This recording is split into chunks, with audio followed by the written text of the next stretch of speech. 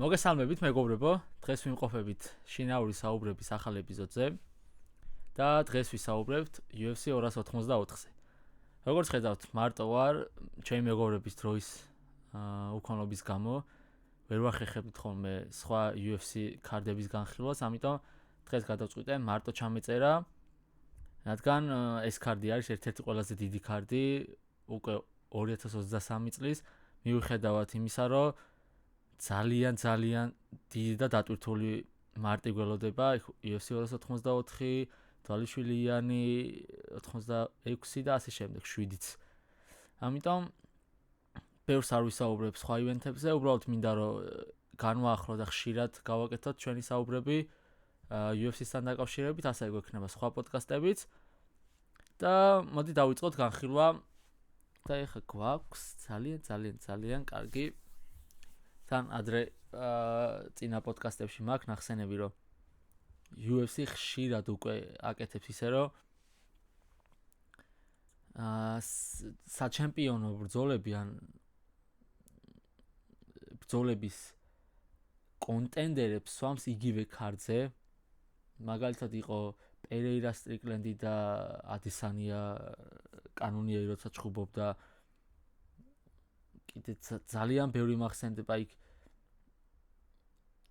მაიკ ჩენდლერი და ვინ იყო აღარ მახსოვს. ძალიან ბევრი მომენტი ახლახანს იყო კიდე რამდენიმე მომენტი ეგეთი.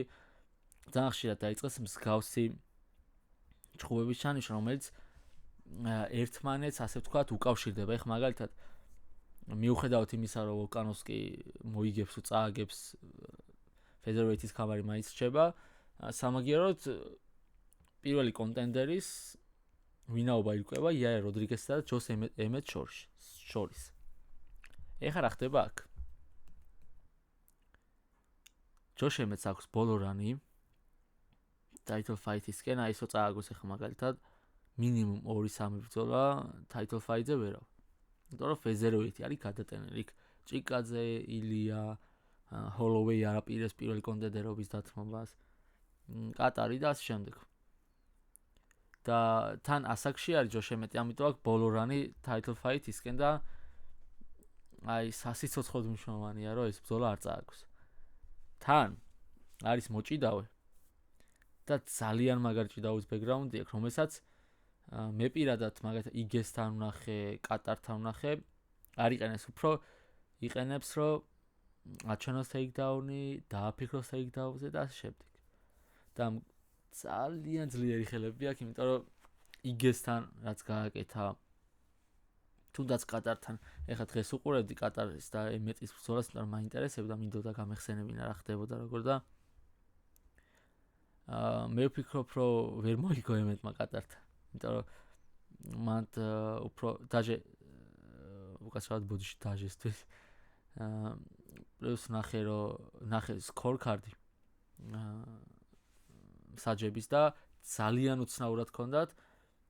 ერთ-ერთ საჯს მე მგონი ჰქონდა მეოთხე რაუნდი მიცემული და ეს მეოთხე რაუნდი იყო ის რაუნდი, რომელსაც უსიტყვოდ იტყოდი, რომ კატარის იყო, რა ძალიან უცნაურად იყო გადანაწილებული. ანუ მე მაგალითად ვფიქრობდი, რომ პირველი მესამე რაუნდი იყო ემეტის, მეორე, მეოთხე იყო კატარის რა, მაგრამ მეორე რაუნდი ისეთი იყო, რომ მაგალითად შეიძლებოდა ემეტზეც მიცემა. აი მეოთხე, მეხუთე რაუნდი კატარის იყო 100%. და მიუხედავად ამ split decision-ისა, ჯოშ ემეტი ძალიან მაგარი მებრძოლია, ძალიან ძლიერი დამტყმელია და ხვდება უნივერსალს ვერ ვიტყვით, უფრო სტრაიკინგში უნივერსალს, იმიტომ რომ ძალიან მაგარი ფეხები აქვს, ძალიან მაგარი ხელები აქვს და კომბინაციები აქვს სასწაული. მაგრამ რო გავიხსენოთ ჰოლოვეის და იაირ როდრიგესის ბრძოლა, ეგრო ფეხზე გაგრძელებული იყო და ვისაც არ გინახავთ, ჰოლოვეიმ თუ სწორად მახსოვს მესამე რაუნდიდან უკვე დაიწყო ქვევით გადაყვანა და იქ დამუშავება ძალიან კარგად გააჩერა და მე მგონია, რომ ემეტს არ გაუჭირდება იქ. და რომ არა ტეიქდაუნები და ქვევით ბრძოლა, მიუხედავად ჰოლოვეის ძალიან მაგარი ბოქსისა, მე მგონია, რომ იაირ როდრიგესი ფეხზე მოუგებდა. იმიტომ რომ ძალიან ბევრი მაგარი დარტყმა გაატარა ჰოლოვეი, ფეხის, ქიქი დარტყმა, ქიქი ტანში, თავში ძალიან მაგარი დარტყმები გაუტარა, უბრალოდ გადაიყვანა ჰოლოვეი, მოუგო. ნუ ჰოლოვეი ძალიან მაგარია, ლეგენდაა, ჰოლოფეიმერია. უბრალოდ ფიქრობ, რომ დგომში მოუგებდა, ამიტომ თან არის 3 რაუნდი და 3 რაუნდი კიდევ უფრო ამარტივებს ემეტის დავალებას, იმიტომ რომ შეუძლია მალევე გადაიყვანოს, დიდი ენერგიის დახარჯვა არ მოუწეს, ვამბობ იმას, რომ მაგათა წინა ბრძოლა 5 რაუნდი იბრძოლა კატართან. იგესა მე მგონი 3 იყო, თუ არ ვცდები. და მიუხედავად იმისა, რომ არ აქვს ემეტს პრობლემა დროსთან მიმართებაში, კარდიოსთან, 3 რაუნდი უფრო ხელს აწევს, რომ აქტიურად გადავიდეს, ის მძიმე დარტყმებიც გაატაროს, ტეიქდაუნები უფრო მეტად სატოს და გამოჩნდა, რომ იაირ როდრიგესი არ არის ისეთი ტეიქდაუნ დამცველი, ასე ვთქვათ, თან აი რო შევხედოთ ახლა ტეიქდაუნ accuracy აქვს 28%, როდრიგეს 40 აქვს ემეტს, ნუ ემეტი უფრო ჩვენებებზე არის გადასული ჩემი აზრით, ვიდრე ტეიქდაუნის აღებაზე, მაგრამ ფიქრობ, რომ აი ჭიდაობით მოუგებს ემეტი, ეგრე მგონია. მაგრამ ძალიან მაგარია იაირ როდრიგესი და აი არ ვიცი, რა მე მგონია, რომ ბოლო რანი რო აქვს ემეტს, ბევრად მონდომებულია. იაირ როდრიგესი ცოტა ფეთქებადი მგონია მენტალურად და არა ჩხუბში პირიქით ემეტი უფრო ფეთქებადი არის. მაგრამ არ ვიცი, მენტალურ აფეთქებას გულისხმობ, რომ შეიძლება გაბრაზდეს, მაგათ შუა ეგ გახსოვთ ბისპინგის ინტერვიუ, იაირ როდრიგესი საერთოდ როგორ იქცევა ხო და ეგრე მგონია, რომ შეიძლება გატეხოს, ანუ მაგას გულისხმობ, რომ მენტალურად შეიძლება გატეხოს რაღაც მომენტში, როცა ემეტი ეჭიდავება, მაგალითად პირველ რაუნდში ეჭიდავება. თუ ესე გააკეთა, მაგრამ ძალიან ჯიუტი არის, ემეტიც არ ჭიდაობს. აქტიურად გადადის მძიმე დარტყმებზე და შეიძლება გაუტაროს კიდევაც. იაირ როდრიგესმა ერთ-ერთ მოქნეულ ხელზე აიცილოს და კონტრ დარტყმა გაუტაროს. ნუ ბევრი რამე შეიძლება აქ მოხდეს, აი ბენგერიო რო იტყვენს გავსი სტილის ჩხუბია, უბრალოდ მაინც მგონია, რომ გაუჭირდეს მოკლედ ემეტს, გადაიყვანს როდრიგეს და მიწაზე მოუგებს და აი როდრიგესი არც უნდა მიწაზე გაგრძელება და არ ამგონი ეგრე გაუჭირდეს, მაგრამ ქვევით ვერ გააჩერებს გონია ემეტს და მაინც ჭიდაობის ხარჯზე ვიტყოდი ემეტს, რომ პირველ მეორე რაუნდში აჭიდავდება და იაირ როდრიგეს დაღლის და მოუგებს. ესე ფიქრობ და ეხლა გადავიდეთ მთავარ ამბავზე. მთავარი ამბავი. მოკლედ ჩემო მეგობრებო, ესეთი რამე ისტორიაში მე მგონი არასდროს არ მოხდა რა. დღეს ჯონანიკმა თქვა პრეს კონფერენციაზე, მე მგონი, რომ პირველი შემთხვევა, როცა pound for pound პირველი მებრძოლი ხვდება pound for pound მეორე მებრძოლს. ეს არის უიშვიათესი შემთხვევა. თან იმ დღეს უყურებდი სტატისტიკას და 10 წელია დაუმარცხებელი ვოლკანოვსკი, 9 წელია მახაჩევი. აი, წარმოგიდგენიათ 10 და 9 წელი დაუმარცხებელი. 25 1-ზე, 23 1-ზე და 2 ჩემპიონატი. მარტო სტატისტიკა რო შეადაროთ, ერთ ბრძოლა ცალკე აღებული სტატისტიკით არის, ცალკე მოვლენა. შეგიძლია ეს სტატისტიკა აიღო და დადო, რომ აი ესეთი სტატისტიკის მებრძოლები ხვდებოდნენ ერთმანეთს, იმიტომ რომ სასწაულ ფორმაშია ორივე. ვოლკანოვსკიმ ფეზერვეთი გაასუფთავა. მახაჩევმა ოლივეირას რაც უქნა მეჩუმატვა, არაფერს არ ვამბობ, უბრალოდ ერთ რაღაცას ვიტყვი. რასაც ვამბობდი, მახაჩევმა რო დაამარცხა ოლივეირა და ვოლკანოვსკი ამოვიდა მაგ მომენტიდან. რომ მიუხედავად მახაჩევის და დაღესტანური სკოლის უპირატესობისა და ამ დომინაციისა, რაც აქვთ ბოლო წლებია და ესეთი ჯიცერის UFC-ში ყველაზე მაგარი ჯიცერის ოლივეირას ესე მარტივად გაგუდვის მერე ყველა ამბობს, რომ შეჭამს ვოლკანოვსკის, ну ძირითადად შეჭამს ვოლკანოვსკის. არ შეიძლება, მე უყურებ ესე რა, რომ არ შეიძლება ისეთი დომინანტი ჩემპიონის როგორც არის ვოლკანოვსკი, რაც გააკეთა სამჯერ ჰოლოვეისთან, ორტეგასთან, ზომბისთან, ალდოსთან თუნდაც ძალიან მაგარი მებრძოლი არის ქვედა წონის ჩემპიონი. არ შეიძლება უბრალოდ თქვა, რომ ერთი მებრძოლი მეორე შეჭამს. ჩემი აზრით ეს არის უპატივცემულობა და პატივი უნდა ცე იმ ადამიანს, ვინც ესეთი დომინანტი ჩემპიონია და ამოდის რომ ჩემპი გახდეს. მაგიტომ თვლი რომ არასწორია როცა რომ თქვა რომ მახაჩევი ვოლკანოვსკის დაანგრევს გაგუდავს არ ვერაფერს ვერ უზამს ვოლკანოვსკი. არ შეიძლება ეგრე ვფიქრობ რომ როცა ესეთი დომინანტი ჩემპიონი ამოდის პატივისცემა უნდა იყოს ერთმანეთის და უბრალოდ არ მიესადაგება არც ერთს რომ თქვა ის შეჭამს ან ის შეჭამს ან ასე შემდეგ. ეს პირველი რასაც ვფიქრობ. მეორე არ ვიცი. მეორე ძალიან რთული არის. მიუხედავად იმისა ვიღაცით რა რთული მახაჩევია და დაღესტნის სკოლა ვოლკანოვსკი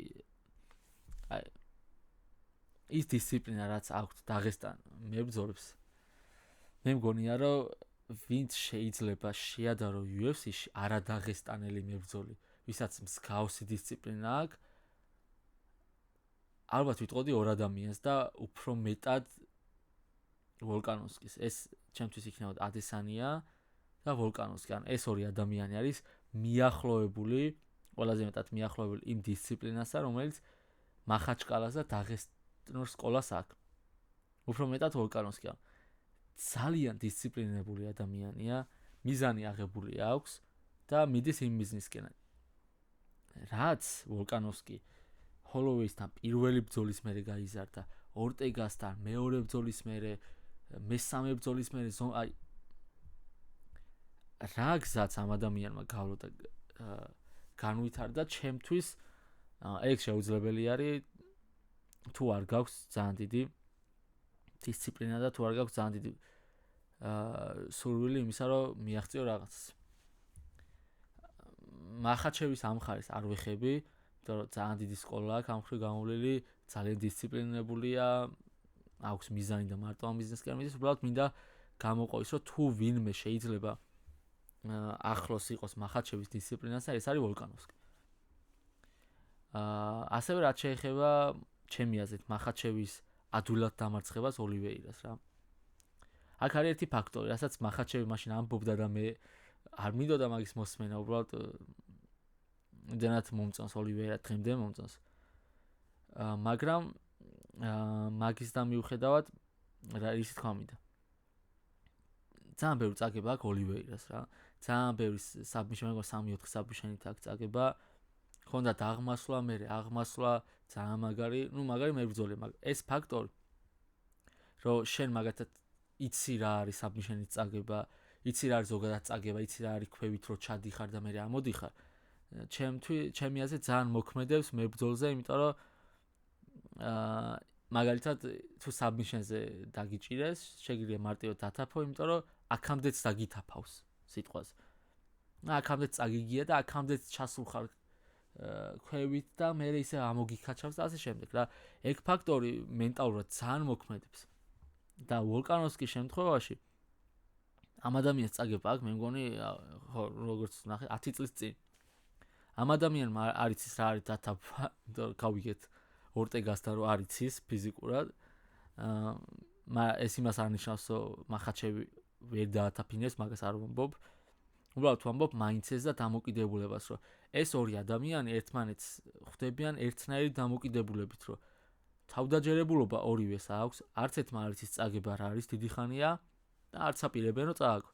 ანუ ეს მაინცეტი ძალიან მნიშვნელოვანია, როცა მსგავსი ტიპის მებრძოლები ხვდებიან ერთმანეთს.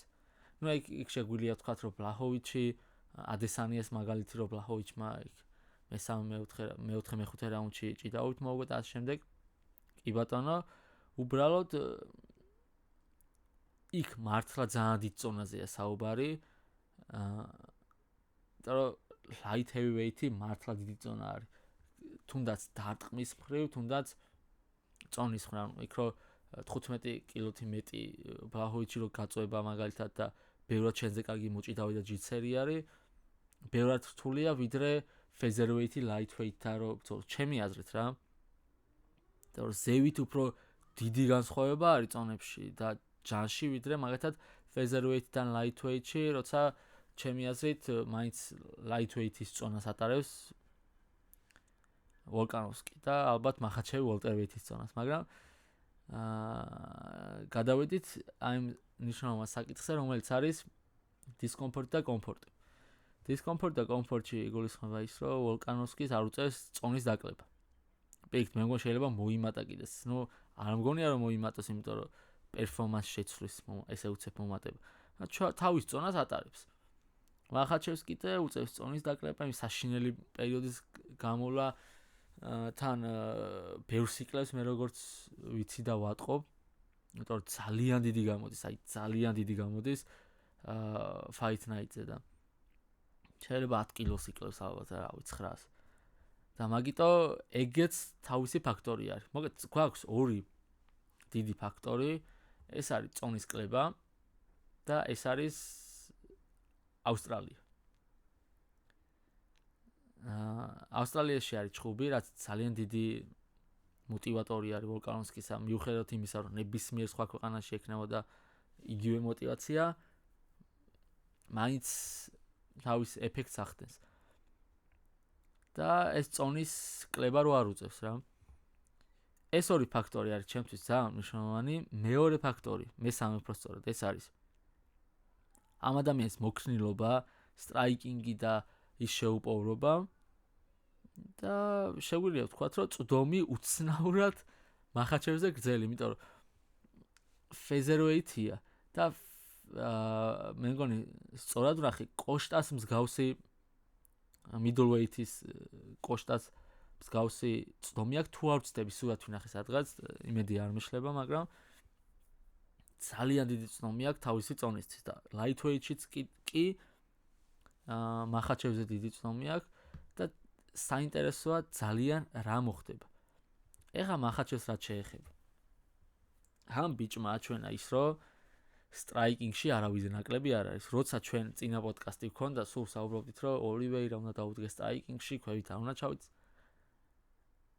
მახაჩევმა ოლივეირა დაამარცხა სტრაიკინგში. მე უყურებ ესე. რომ სადაც ეგონა რომ მაგარი იქნებოდა ოლივეირა და არ ვიცი ოლივეირას მოგეთ სხვა შეხედულება მაქვს მაგ ბრძოლასთან დაკავშირებით და ზოგადად ოლივეირაზე გარდა იმისა რომ ძალიან მომწონს უარყოფითი ვამბობ სხვა შეხედულება მაქვს მაგრამ მახაჩევმა აჩვენა რომ სტრაიკინგი შეუძლია ამ ბიჭს აი ვოლკანოვსკისთან შედარებით თვლი რომ მაინც არ შეუძლია იმ დონეზე მაგრამ ცუდად არ გამოიყურება რაც იმას ნიშნავს რომ ფეხზეც არ იქნება მარტივი ვოლკანოვსკისთვის თან მით უმეტეს როცა ტეიქდაუნის შიში გაქვს მით უმეტეს ესეთი ტეიქდაუნის და ესეთი კონტროლის მაგრამ გონია რომ ისეთი მარტივი გასეირნება არ იქნება როგორც ოლივეირასთან ბევრად რთული ბრძოლა იქნება და უბრალოდ სხვა შორის ძალიან კარგად არის ერთმანეთის განწყობილი და ორივეს აქვს სასწაული თავდაჯერებულობა აი სასწაული მოგეთ ორივე ძალიან მომწონს ორივე მებრძოლი უბრალოდ ერთი ფაქტორი მინდა აღვნიშნო რომ ფაქტი უბრალოდ ჩემი რატო ფიქრობ ერთს და რატო არა მეორეს ძალიან არ მიყვარდა ვოლკანოვსკი ჰოლოვეის რომ მოუგო პირველი ბრძოლა და გახდა featherweight ჩემპიონი თვითი რომ არისო მაგარი ჩემპიონი არ უნდა ყოფილიყო ჩემპიონი და ასე შემდეგ და სხვა შორის ეგ პერიოდი ვოლკანოვსკის ეგრეთ ვფრიდნენ მოკლედ და ვოლკანოვსკის სულ იძახდა რომ respect my name ეს როგორც უსმანის პერიოდში იყო ადრე როცა პირველი კამარი მოიპოვა მე მეორე დაცვა და ასე შემდეგ ვოლკანოვსკი არ გამოირჩეოდა ჩემთვის ყოველ შემთხვევაში რომ იყო ღირსეული ჩემპიონი ჩაინიშნა ჰოლოვეის მეორე ბრძოლა ორი ნოკდაუნი თუ სამი ჰოლოვეის მე მაინც ვთვლი რომ ვოლკანოვსკი მოიგო ის ცოტათი მაგრამ ხანმცვლელო ჰოლოვეიმ და მაინც საკამათოა რა. მაგრამ მეორე ბრძოლა ჰოლოვეის.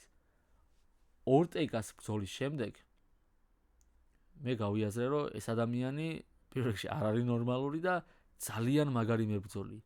და აი ჰოლოვეის მესამეჯერ რაც გაუკეთა, მაგის მერე ეს ადამიანი დავაფასე, განვითარება, ბრძოლის სტილი, სისწრაფე, შეოპოვება აი ყველაფერი რამდენად ძლიერად უნდოდა, რომ მაგალითად ჰოლოვეის და მის შორის დამთავრებულიყო საუბარი. ორივეს უნდოდა, რომ ეგ ბრძოლა ნოკაუტით დაემთავრებინა, იმიტომ რომ ორივე დაღლილი იყო, რომელმა მოიგო, და საჯებზე არ მიენდოთ გადაწყვეტილება და შეიძლება KO-ი არ დამთავრდა არც submission-ით, მაგრამ 5 რაუნდი ისე ეჩხუბა ვოლკანოვსკი, რომ კითხვის ნიშანი გაქრა. რომ ვოლკანოვსკი, ოკეი, ხელები ავწიე და მეთქი ვოლკანოვსკის აყო. და მაგ ბრძოლის მერე ეს მებრძოლი შემიყვარდა ძალიან. და ზოგადად ძალიან დიდი ფანი ვარ ესეთი გადაწყვეტილების, როცა ჩემ სტატუსი უნდა ადამიანს და ზედაწონაში ადის და გამოწვევებს მარტივად იღებს რა. და უნდა ეს გამოწვევები. და მაგედან გამომდინარე, არა იქედან გამომდინარე, რომ ვიღაცას ჯობია.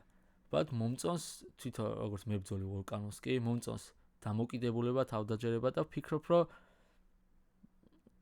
ძალიან საინტერესო ბრძოლა იქნა. მე მინდა რომ ვოლკანოვსკი მოიგოს და არ შეიძლება რომ ვოლკანოვსკის ესე ხელი მოკიდო, გადააგდო და ეს ადამიანი ამას ესე უზამს, არ შეიძლება ეგრე ვფიქრობ და ორივე ჩემპიონია ძალიან მაგარი ადამიანებია, მებრძოლები არიან და არ შეიძლება რომ უბრალოდ ხაზი გადაუსვა რა. სხვა წონა, სხვა სიძლიერეა, სასწაული ჭიდაობა მახაჩევის, უბრალოდ ერთადერთი რასაც ველოდები, ეს არის მინდა რომ 5 რაუნდი იყოს და ძალიან მაგარი ბრძოლა იყოს. და არ დამთავრდეს არც ერთის სასარგებლოდ პირველ, მეორე ან მესამე რაუნდში და მინდა რომ სრული ომი წავიდეს. და მე ვფიქრობ, რომ ეგრე წავა. არ მგონია რომ დამთავრდეს ძალიან მალე. და ვნახოთ რა იქნება, მე ვფიქრობ ვოლკანოვსკის, მაგრამ ალბათ რო ჩამოვწეროთ ეს ეფურცელზე ლოგიკური მიზეზები, რატო მოიგებს ვოლკანოვსკი, რატო მოიგებს მახაჩევი, ალბათ მახაჩევი აჯობებს, შეიძლება ბევრი მიზეზითაც კი, მაგრამ მე ვფიქრობ პატარ-პატარა ფაქტორებიდან და ჩემი სიმპათიებიდან ვოლკანოვსკიდან სადმი გამომდინარე, რომ ახალი ჩემპიონი იქნება ისტორიაში UFC-ს და ეს იქნება ალექსანდრე ვოლკანოვსკი.